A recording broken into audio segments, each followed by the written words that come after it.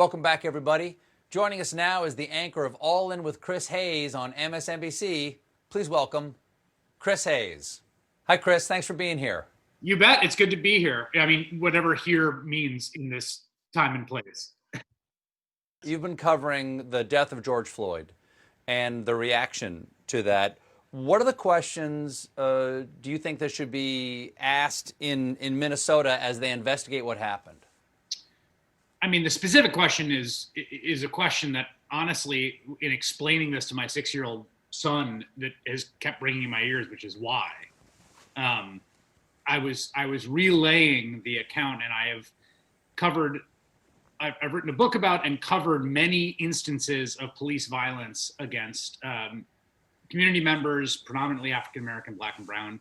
And this one case sticks out in some ways, even though it's part of a larger pattern, which is I've covered cases in which a police officer said that they thought the person was reaching for the gun and they panicked. I've covered cases in which a police officer got into a tussle and was on the ground. This was a case in which for 8 minutes and 46 seconds, according to the charging documents, Derek Chauvin put his neck on a man's throat while bystanders, 2 of them, and you can read this in the charging documents as well, kept saying to him, "You are going to kill him," while he cried out and said, "You are killing me." So there is a level of sadism here, of cruelty, of reckless disregard that has to be accounted for and explained, and also the failure of those 3 other officers to do anything as well. And then also the prior complaints, of which there are more than a dozen against this particular officer, how those were adjudicated, how those were evaluated, why it was not seen at the time that this is a red flag. There are a lot of questions sort of up the chain about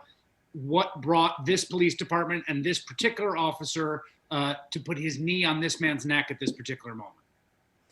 Now, as a member of the cable news Anista, as a leader in cable news, how do you editorially make the decision of what to show on air? Not only of the death of George Floyd, but what to show about the protest afterwards, what the balance is between protest, looting, rioting, fires. There's, the camera likes a shiny object. It's such a good question, and it's something that we all wrestle with, right?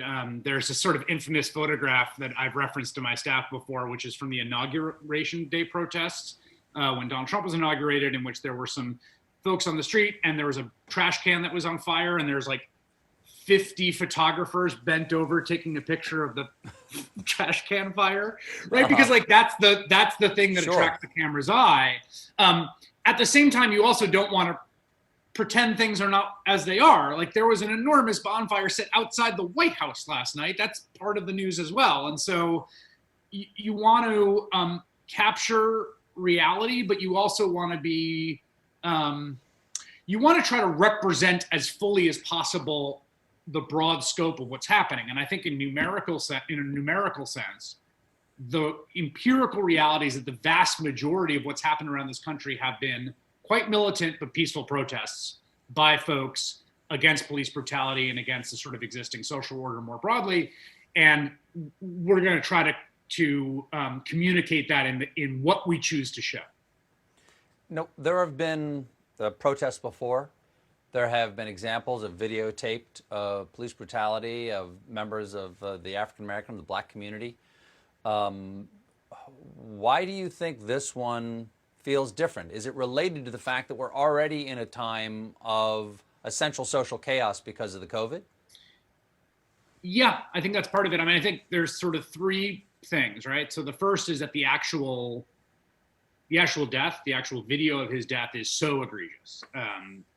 I think that the closest analog is the Rodney King beating back in 1992, when that there was just something horrifying, indefensible, and tyrannical about it. I mean, Barack Obama referred to this in the first statement that he put out about this, about talking with a friend.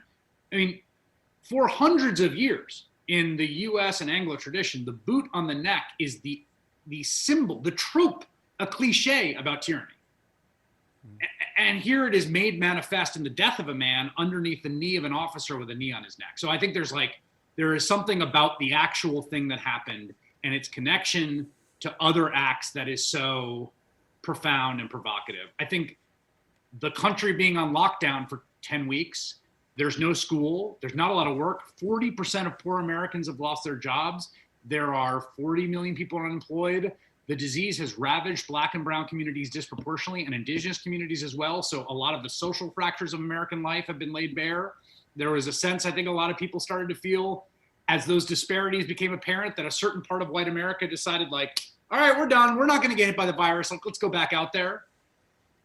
All of that is compounding. All of that sitting atop each other. And then there's the person that runs, who has the most powerful job in the country, which is Donald Trump, who you couldn't find a worse person for the moment in terms of whatever rhetorical gifts he has, which are rhetorical gifts that are designed to incite and to provoke, as opposed to communicate and to becalm. We have to take a brief break, but we'll be right back with more Chris Hayes, All In.